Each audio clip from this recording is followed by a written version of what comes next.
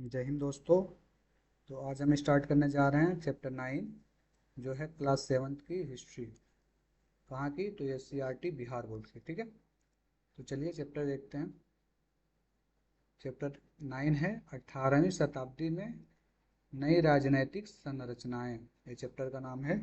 और इस चैप्टर के कुछ इंपॉर्टेंट पॉइंट इस प्रकार हैं, जैसे कि पहला है तकावी ऋण। ये क्या होता है? तो किसानों को राज्य द्वारा दिया जाने वाला ऋण होता है तकावी ऋण। इसका उद्देश्य क्या होता है? तो पैदावार को बढ़ाना होता है। ठेकेदारी या इजारेदारी क्या होता है? तो राजस्व वसूली के लिए एक निश्चित क्षेत्र पर, ठीक है, निश्चित क्षेत्र पर निर्धारित रकम के लिए कुछ लोगों से शासक द्वारा किया गया समझौता है। क्या होता है? इसको इजारेदारी या ठेकेदारी भी कहते हैं। अगला पॉइंट है अवध में बुरहानुल मुल्क ने तथा हैदराबाद में निजामुल मुल्क ने स्वतंत्र राज्यों की स्थापना की थी। ठीक है, अगला पॉइंट है आमेर यानी जयसिंह के शासक सवाई जयसिंह एक खगोल शास्त्री थे। यहाँ पे जयसिंह की जगह पे जयपुर होगा। ठीक है, जयपुर के शासक सवाई जयसिंह एक खगोल शास्त्री थे। सवाई जयसिंह ने जाटों से प्राप्त क्षेत्र पर जयपुर की स्थापना की थी। ठीक है, और उन्होंने आगरा, दिल्ली, जयपुर, मथुरा और उज्जैन में क्या लगवाया था? तो पर्यवेक्षण शालाएं लगवाई थी। ठीक है, उन्होंने यूनानी रेखा गणित यूक्लिड की जो पुस्तक है रेखा गणित के तत्व, किसकी पुस्तक है? तो यूक्लिड की पुस्तक है। इनका क्या किया था? उन्होंने संस्कृत में अनुवाद किया था। तो ये इंपॉर्टेंट पॉइंट है, इसको आप ध्यान में रखेंगे। अगले पॉइंट पे चलते हैं, तो शिवाजी के बारे में जान लेते हैं। ये मराठा थे। तो इनका जो जन्म हुआ था वो 1627 ईस्वी में और मृत्यु 1680 ईस्वी में हो गई थी। इनके पिताजी का नाम था साजी भोंसले और माता जी का नाम था जीजाभाई। और इनके जो दादा थे वो थे कोंकण देव। ठीक है, औरंगजेब ने शाइस्ता खां को शिवाजी के विरुद्ध सैनिक अभियान का आदेश दिया था, परंतु क्या हुआ? शाइस्ता खां को सफलता नहीं मिली, वो पराजित हुआ। अगला पॉइंट है औरंगजेब ने आमेर के जो शासक हैं जयसिंह के नेतृत्व में एक बड़ा सैनिक अभियान किसके विरुद्ध किया था? तो शिवाजी के विरुद्ध किया था। और इसमें वो क्या हुए? सफल हुए। तो ये जो जय सिंह है वो सफल होते हैं और शाइस्ता खां जो होता है वो असफल हो जाता है। अगला पॉइंट पे चलते हैं। शिवाजी को सहयोग देने के लिए 8 मंत्रियों का एक समूह होता था, जिसको किस नाम से जानते हैं? तो अष्टप्रधान कहते हैं। इसमें कौन कौन थे? पहला होता था पेशवा जो प्रधानमंत्री होता था। दूसरा होता था सर नौबत जिसे सेनापति कहते हैं। तीसरा मजुमदार था जो लेखाकार होता था। चौथा होता था वाके नवीस, उसका काम था गृह और गुप्तचर विभाग से संबंधित था।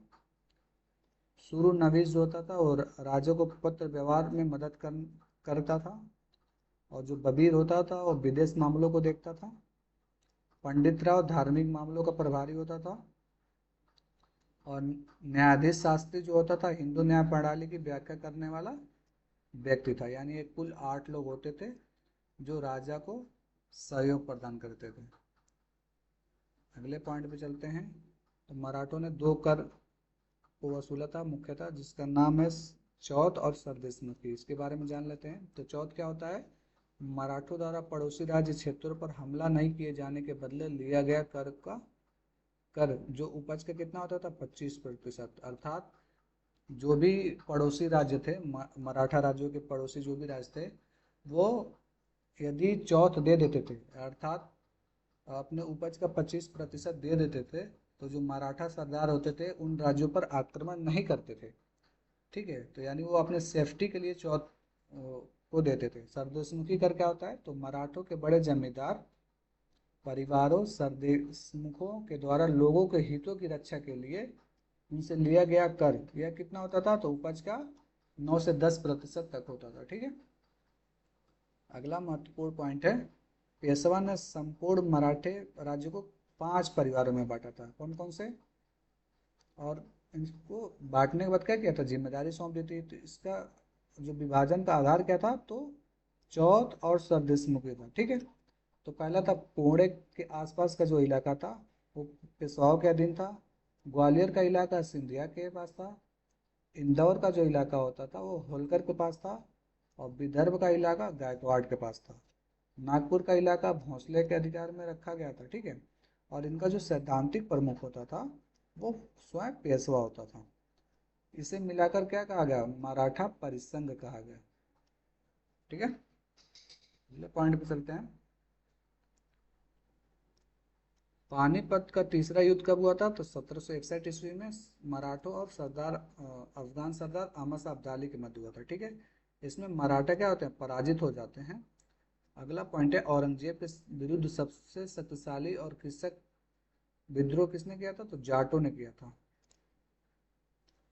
अवध मुगलों का उत्तराधिकारी राज्य था। मुर्शिद कुली खान बंगाल में स्वायत्त राज्य की स्थापना की थी, ठीक है।